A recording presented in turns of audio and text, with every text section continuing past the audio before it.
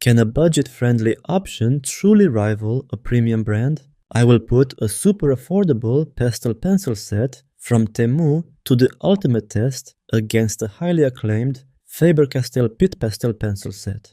So, I didn't have the 12-pack of Faber-Castell Pitt pencils, so I just grabbed my 24-pack and picked out the colors you'd usually get in the 12-pack. The packaging and layout are exactly the same, so it's really no big deal. Get ready for a deep dive as we take a closer look at everything, from the bright color payoff and smooth texture to how well they blend. I'm going to find out if these pastels really live up to the hype and if they're worth your money. So buckle up, this comparison could totally change how you feel about your art supplies. Alright, let's dive into the unboxing experience and see how these two pastel sets measure up from the get-go. It's like a first date for art supplies. Let's find out who makes the best impression. First up, we have the budget-friendly Temu set. The packaging is pretty simple. A straightforward cardboard box with basic branding. While it may not be the most exciting presentation, it gets the job done. The pencils are loosely packed inside, which raises some questions about their durability during transit. It's decent for the price, which we will discuss next, but it feels flimsy. Now, let's switch gears and check out the Faber-Castell Pitt Pastels. Right away, you can see a significant difference. This set comes in a sleek, sturdy tin case with a polished design. It's got that fancy vibe, and every pencil is nestled in its spot like a cozy little home. You can just tell this set is designed for the serious artist who values both style and organization. It's like they knew we'd want to show it off on our studio shelf. While the Temu set gives you the basics without much fuss, Faber-Castell's packaging really raises the bar. It feels like you're getting something built to last, and it gives you that confidence boost before you even start drawing. But hey, looks aren't everything, so let's see if the performance lives up to the first impression. Alright, let's dive into the pricing before we start testing these pastel pencils. The 12-piece set from Temu costs around $5, making it incredibly budget-friendly, especially for anyone looking to dip their toes into the world of pastels. On the flip side, we have the Faber-Castell Pitt set, which also contains 12 pencils, but is priced at about $22. That's quite a difference. So the big question is the extra cost for Faber-Castell worth it in terms of performance? I haven't tested these pencils yet, but I'm really curious to see if the higher price of the Faber-Castell set actually means better quality, like smoother blending, more vibrant colors, or just an overall better drawing experience. Let's not forget about the Temu set. At just $5, it's a great option for beginners or anyone looking for something more affordable. The real question is whether these budget-friendly pastels can actually compete with a well-known, respected brand like Faber-Castell. So, let's see if paying more really gets you more, or if the Temu set might surprise us as a solid budget contender. Archival pencils are made to last a long time and won't fade away. They use vibrant, high-quality pigments, so they're perfect for artwork you want to keep looking great for years. Conversely, non-archival pencils might fade or change color more quickly since they use lower quality pigments. They're totally fine for everyday use, but if you're working on something you want to last, they might not be your best bet. Now, let's talk about how well these pencils hold up over time. Are any of them archival? Well, the Faber-Castell Pitt Pastels really stand out here. Each pencil has a star rating that tells you how long the pigments will last, so you know your artwork will stay vibrant for years. It's a great feature for anyone looking to create pieces that won't fade or break down, making them a solid choice for serious artists. On the other hand, the Temu pastels don't say anything about being archival on the packaging, which is a bit concerning. It makes me think they might not have the same long-lasting, light-fast properties. So, if you're planning to create artwork that you want to last, you might want to think twice about using them. If archival quality is important to you, Faber-Castell Pitt Pastels are probably the safer bet. If you're an artist who sells your work, it's a smart move to stick with archival materials. Sure, the cheaper non-archival options are great for practice or personal projects, but when it comes to something you plan to sell or display long-term, investing in quality like Faber-Castell is totally worth it. Now that we've got both pastel sets out of the box, let's dive into the fun part, color variety, and see how they stack up against each other. First up, let's check out the Temu Pastel Pencils. This budget-friendly set gives you 12 colors, but let's see if that's enough variety for different art projects. I'll swatch them to get a closer look at the shades. Are they vibrant and bold, or do they lean more towards muted tones? Let's find out. Next, let's take a look at the Faber-Castell Pitt Pastels. This set also has 12 colors, and I'm expecting a more refined selection with richer, more vibrant shades. I'll show you the color range and see if it has enough variety for different artistic styles. Let's check it out. To really see the difference, I'll do a side-by-side swatch of both sets on the same type of paper. This will give us a better idea of how they compare in terms of color and performance. The colors from the Faber-Castell Pitt set are incredibly vibrant and really stand out. Right from the start, you can feel how rich and intense the pigments are. The reds, oranges, yellows, every shade just pops off the page with hardly any pressure. It's so easy to get bold, bright strokes without much effort, and the colors stay strong. I don't even need to keep layering to get full coverage. The pigment quality is just that good. Surprisingly, the Temu pencils turned out better than I expected. Even though I was using a skin tone set, the pigments filled the paper's texture really fast. The colors ended up looking much more vibrant than I thought they would. The texture of the lead is actually smooth and nice, which made it easier to work with. While they may not be as intense as Faber-Castell, they still hold their own, and I didn't have to press nearly as hard as I anticipated to get the colors to show up. Overall, they exceeded my expectations for a budget set.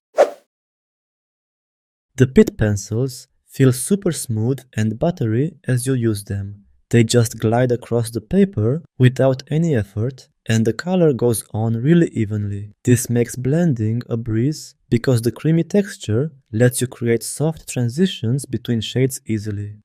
Surprisingly, the Temu pencils fill in the paper's texture really well. The pigment goes on quickly, and the colors turned out much better than I expected. The consistency of the lid is actually quite smooth and nice, making it easier to apply than I initially thought. While they are not as buttery as the Pitt pencils, they still get the job done without too much effort, and the colors look great. Using the Faber-Castell pencils feels really nice. They have a solid, well-balanced weight to them, which makes them comfortable to hold. Even though the lids are a bit harder, they still feel high quality because they transfer smoothly to the paper with just a light touch. Plus, they hold their point well, so you don't have to worry about them breaking while you sharpen them. The Temu pencils feel lighter and not as sturdy in your hand. The pastel cores are pretty fragile, so they break or lose their point more easily when you sharpen them. Plus, the texture is a bit harder, which means I have to put in more effort to get the same coverage I get with the Pitt pencils. It's also kind of annoying that there's no color labeled at the end of the pencils, so it takes longer to figure out which color is which. They feel a bit chunkier than the other brand, and the wood looks and feels lower quality. Overall, they just don't have that premium feel. Let's talk about whites. The white pencil in the Pitt set is super opaque, even though it has a harder texture. It goes down really nicely, and it provides excellent coverage for highlights. Plus, it blends well without losing any of its brightness. Now, the white pencil in the Temu set isn't quite as good as the Pitt one regarding the application. It has a bit of a weaker opacity, so you'll need to layer it a few times to get a good brightness. It feels chalkier too and can flake off while you're applying it. But you know what? I was pleasantly surprised by the quality of the white in the Temu set. It may not match the Pitt, but it still holds its own pretty well. Let's talk about the blacks. The black pastel pencil in the Pitt set is super deep and bold, giving you that velvety finish. You can create solid, dark lines or shade areas with just a light touch, and it blends really smoothly with other colors without losing any intensity. It's perfect for making those dramatic contrasts in your artwork. Now, the black pencil in the Temu set might look really dark in the video, but in reality, it's more like a dark gray. It doesn't have the same richness and depth as the Pitt pencil, but it still gets the job done for a budget option. You'll need to put in a bit more effort to get those deep, dark shades, but overall, it can deliver decent results. In this comparison, it's pretty obvious that the Faber-Castell Pitt Pastel Pencils stand out in terms of vibrancy, consistency, and overall feel. They glide effortlessly across the paper and have such rich pigmentation that blending becomes super easy. Plus, they hold their sharpness really well, making them a joy to work with. Now, don't count out the Temu pastel pencils. While they might not be on the same level as Faber-Castell, they still get the job done, especially for beginners or those just dabbling in art. So, while the Pitt pencils deliver that high-end experience, the Temu set is definitely a good choice if you're after something more budget-friendly without totally compromising on quality. Let's take a look at how these pastels handle blending and layering. Two important aspects for any artist looking to create depth and smooth transitions in their work. Starting with the Temu pastels, blending can be a bit of a journey, and the result is quite acceptable. It might not go as smooth as with other brands, but this gives you a chance to experiment and discover new techniques that work for you. While the pigment can lift off the paper a bit more than it blends, I am still happy with how it all went. Layering with these pastels can also be a fun challenge. After a couple of layers, you might notice the colors start to mix together, which can create some interesting effects. Instead of just building up brightness, you can achieve softer gradients and unique textures, giving your art a different vibe. So, while they might take a bit more effort, the Temu pastels definitely did a nice job. On the other hand, Faber-Castell Pitt Pastels are super easy to blend. Even when using blending tools, the pigment spreads smoothly across the paper, making it really easy to transition between colors. When it comes to layering, these pastels can handle multiple layers without any issues. You can keep adding depth and richness without the colors getting muddy, even after several layers. It really gives you the freedom to build up your artwork without worrying about losing any vibrancy. Before we start, I want to mention that the circles you see have been filled with a base layer using the pencils from each set. This will allow me to add details later on with the pencils. First, let's dive into the Faber-Castell Pitt Pastels. The result is really good right from the start. Their firmer texture gives you really clean, sharp lines, making it easy to add detail or create defined edges without the pigment smudging everywhere. If you need precision in your work, these pastels definitely come out on top. Overall, Faber-Castell shines when it comes to detailed, accurate work.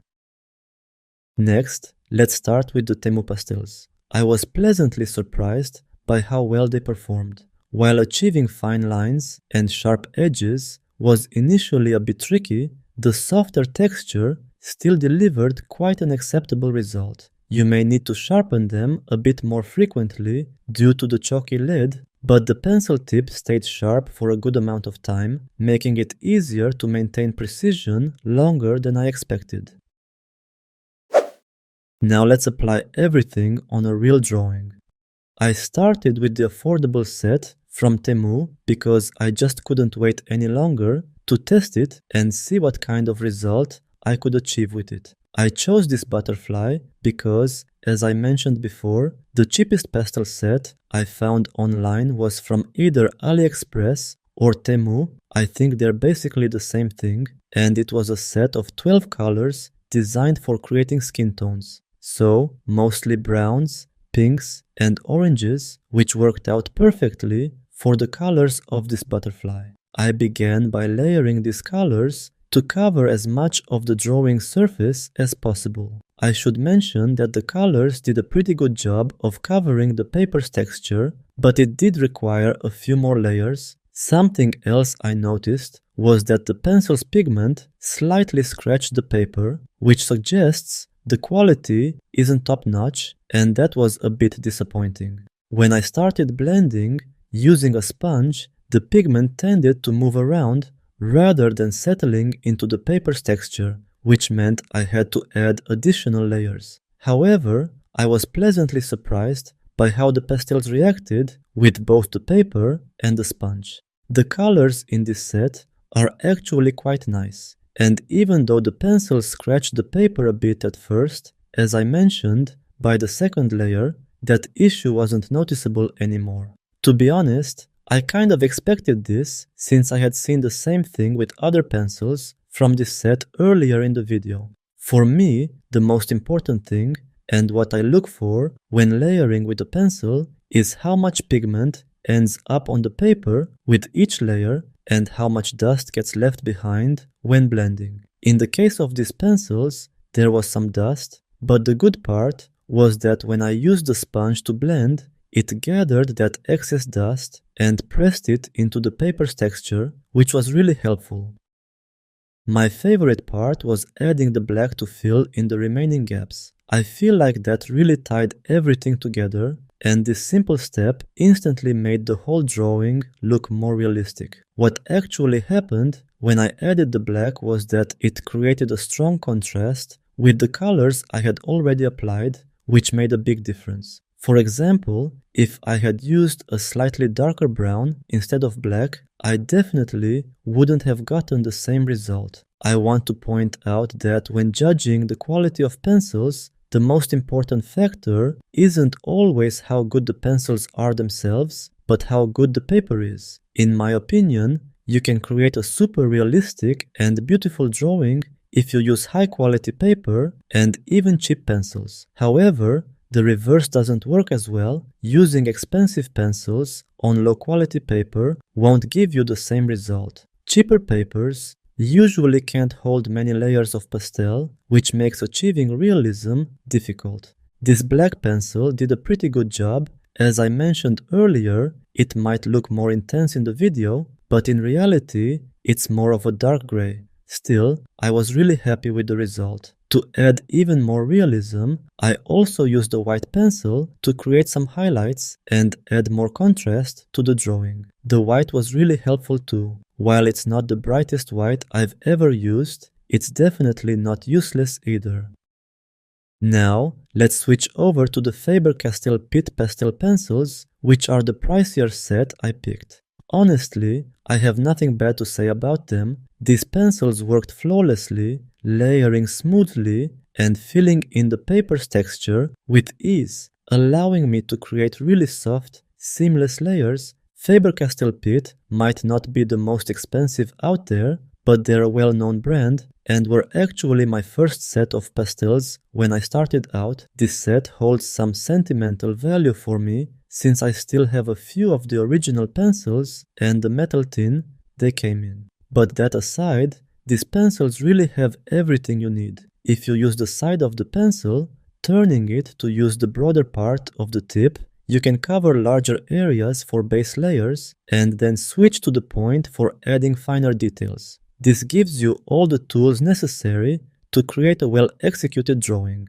The 12 pencil set from Faber-Castell doesn't offer many shades of beige or brown, so I had to combine dark brown, yellow, orange, and white to match the rest of the butterfly. It turned out to be really fun and is a great example of how you don't always need the exact colors in a set. You can mix and match colors by applying different pressure and adding multiple layers. At first, I thought I wouldn't be able to match the other half, but gradually, as I added more pigment, I figured out how to create that beige-orange tone in the butterfly's wings. These pencils and the paper I used made an excellent pair, like a perfect match. As I mentioned before, if I had used these pencils on low-quality paper, I definitely wouldn't have achieved the same result. Sure, the result would still have been better than using cheap pencils on cheap paper, but even though these pencils have a harder lid, they do leave quite a bit of dust behind, which poor quality paper just can't handle. In that case, blending would just push the pigment around rather than embedding it into the paper, which is a nightmare. The white and black pencils from this set are exactly what a beginner would need. Both have strong pigmentation, which really helps in creating a realistic drawing when using only pastel pencils from this brand. I won't go into too much detail about the white and black pencils here, as I've already discussed them earlier in this video, but the quality of these two pencils in any set can elevate a drawing if they're good, or drag it down if they're not. When you look at both sides of the drawing, they look pretty similar, but the biggest difference I noticed was in the process. The left side was more challenging and I hit a few bumps along the way, while the right side went smoothly with no issues at all. After reviewing both pastel pencil sets, let's examine what they each do well and not so well to help you decide which one best suits your art. Strengths. At just $5 for a set of 12, they're super affordable, which makes them a great option for beginners or casual artists who aren't looking to spend too much right away. The softer texture is great for beginners since it lets you experiment without worrying about wasting pricey supplies. Weaknesses. The colors are pretty decent, but they're a bit on the muted side, which might make it tough to get that bold, vibrant look some artists really want. The blending isn't as great, even though you can still achieve great gradients, but it takes a bit more effort to achieve those smooth transitions. The Temu pastels don't claim to be archival, so they might not last as long over time. They're probably better for personal projects than for anything you plan to sell or display long term. Strengths. These pastels have bright, vibrant colors that really pop on the page, making them perfect for artists who want to create eye-catching pieces. Their firmer texture makes it easier to achieve better detail and sharp edges, which is great for tackling more detailed pieces. They are archival and won't fade in time. Weaknesses. The only weakness I can think about is the price point, which is higher. Compared to budget-friendly options like Temu pastels, the Faber-Castell Pitt Pencils are more expensive. This can be a drawback for beginners or casual artists who may not want to invest heavily upfront. I'd love to know what you think. Which set do you feel suits your artistic style better? Have you tried either of these pastel pencils? If there are other pastel brands or sets you'd like to see reviewed, please share your suggestions in the comments. Also, don't forget to subscribe for more product comparisons, art tips, and tutorials. Your support really means a lot, and I'm excited to keep bringing you content that can help you on your artistic journey. Thanks for watching, and happy creating!